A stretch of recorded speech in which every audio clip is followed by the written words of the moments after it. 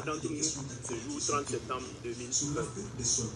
Malheureusement, notre idéal commun du départ a été trahi par notre leader en la personne du lieutenant-colonel Paul-Henri Sandaogo Damiba, en qui nous avions placé toute notre confiance. En effet, la dégradation de la situation sécuritaire qui a justifié notre action a été reléguée au second plan au profit d'aventures politiques malheureuses. Loin de libérer les territoires occupés, les zones jadis paisibles sont passées sous contrôle des groupes armés terroristes. Notre vaillant peuple a assez souffert et souffre encore.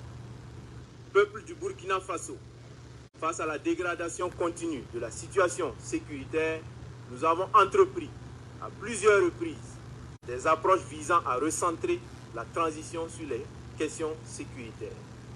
En effet, conscients de nos responsabilités, nous avons, de façon concertée, élaboré un programme de réorganisation de l'armée qui aurait permis d'opérationnaliser des unités combattantes à mesure de lancer des contre-offensives.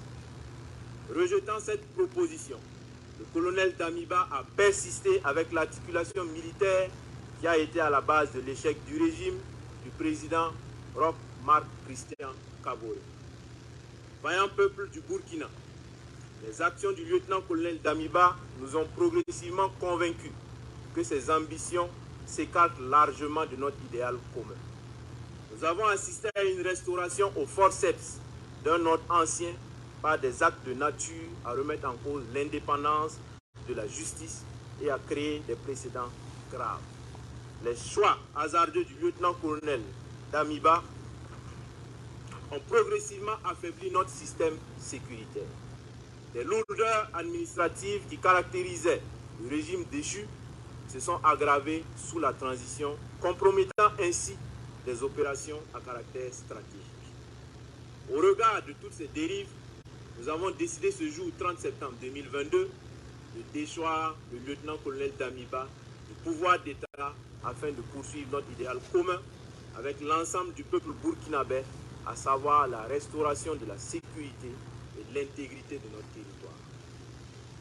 Chers concitoyennes et concitoyens, conscients de notre responsabilité historique, le MPSR engage par la présente l'ensemble des forces combattantes à se recentrer sur la question sécuritaire et au rétablissement de l'intégrité de notre territoire.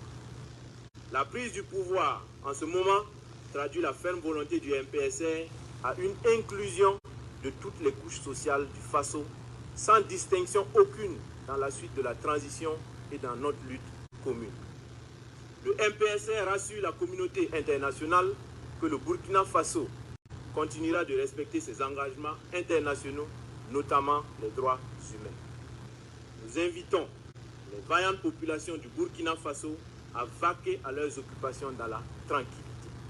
Vive le Burkina Faso, la patrie ou la mort, nous vaincrons. Fait à Ouagadougou, le 30 septembre 2022, pour le MPSR, capitaine Traoré Ibrahim. Communiqué numéro 03. Peuple du Burkina Faso, concitoyens, peuple combattant. Le MPSR porte à la connaissance de l'opinion nationale et internationale ce qui suit. 1. La Constitution est suspendue. 2. La charte de la transition est dissoute. 3. Le gouvernement est dissous. 4. L'Assemblée législative de transition est dissoute. 5. Les frontières terrestres et aériennes sont fermées pour compter du 30 septembre 2022 à 00 heure et ce jusqu'à nouvel ordre. 6. Un couvre-feu est instauré de 21h à 05h. 7. Toute activité politique est suspendue. 8. Toute activité des organisations de la société civile est suspendue. 9. Les forces vives de la nation seront convoquées incessamment à l'effet d'adopter une nouvelle charte de la transition et de désigner un nouveau président du Faso, civil et militaire. Fait à Ouagadougou le 30 septembre 2022, signé le capitaine Traoré Ibrahim.